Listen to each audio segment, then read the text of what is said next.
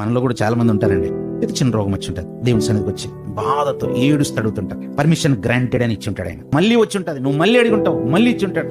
చాలా సార్లు నీకు మళ్ళీ మళ్ళీ మళ్ళీ మళ్ళీ మారండి.